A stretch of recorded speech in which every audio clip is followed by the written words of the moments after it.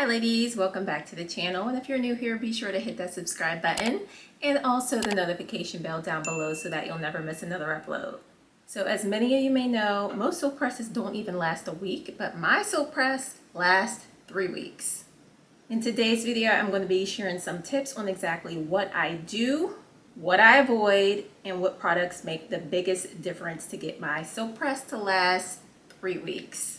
First of all, in order to get the best soap press possible, you have to have the best foundation. So that means clarifying your hair. Your hair must be free of all product buildup before a soap press could even last 3 weeks plus. And then from there, I do follow up with a deep conditioning mask or either a regular conditioner like the Aussie Moist conditioner, which is one of my favorites.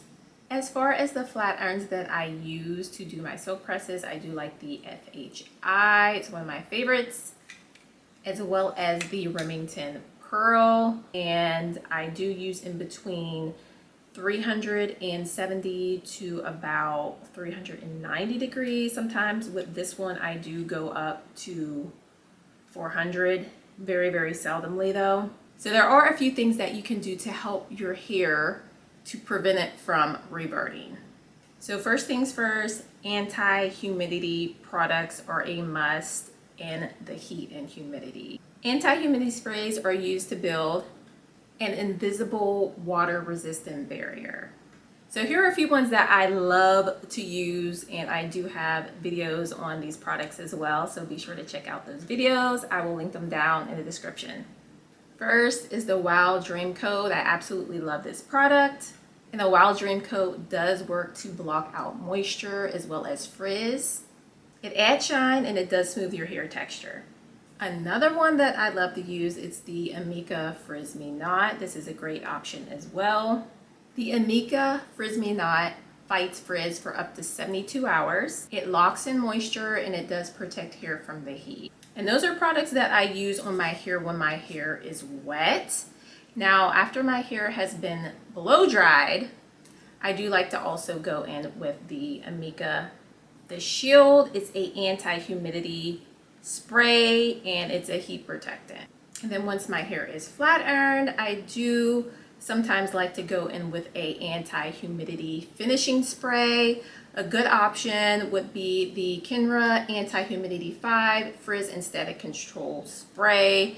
This is a finishing spray, so after your hair is styled, you're just going to spray this all over your hair to seal the cuticle. It gives that extra anti-humidity protection as well.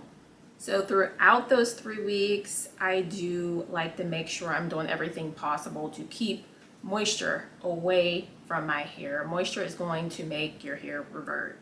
So one huge thing that I do when taking hot, steamy showers, I do make sure to use a very good shower cap. And this is the one that I got from Amazon. It's very cinched in, as you can see. So it keeps the water from getting up underneath the shower cap as well as around my edges and my nape area. So this is a good option. I will link it down below in my Amazon store. Another thing, I get this question on a lot. A lot of people ask me, do I work out? The answer is yes, but I do low impact workouts. Back in the day, I used to be a certified personal trainer at one point in my life when I was younger. I do not do high impact anymore, just low impact.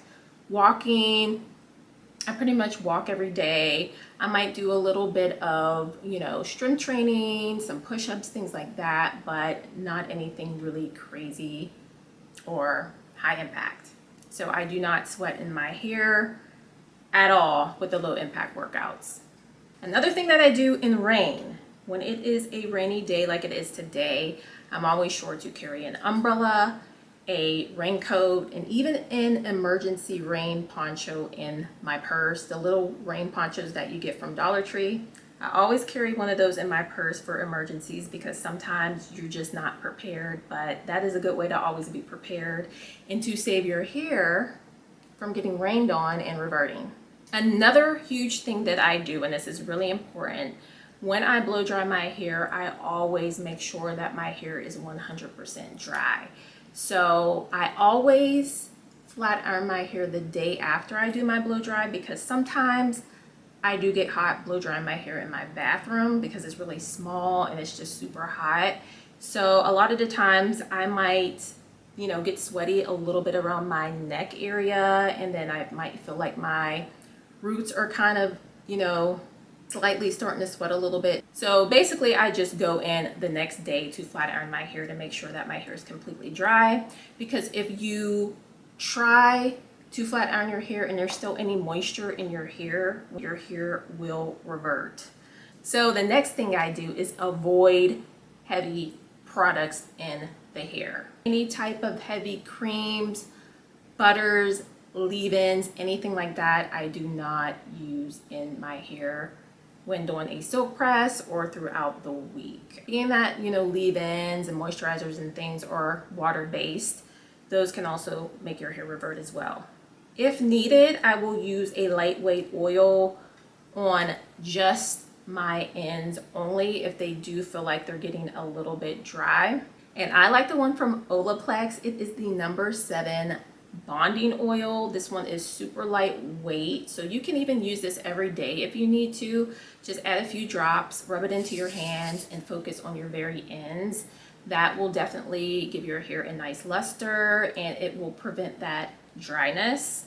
So another thing that I like to do to maintain my hair, if my hair is getting a little bit oily at my scalp throughout those 3 weeks, I do like to refresh my silk press with a dry shampoo. The one that I like, it's from Amika, and this is their Perk Up Ultra. So when your roots are starting to get a little bit oily and your silk press isn't looking as fresh, you just go in, spray this at your roots, massage it in, and it will just absorb all of those oils from your scalp area, which is really, really good. Another product that I have been loving, it's another one from Amika. It is called the Soulstruck Nourishing Dry Hair Mask. So this is a mask that's basically formulated for us who wear silk presses, who are straight hair naturals.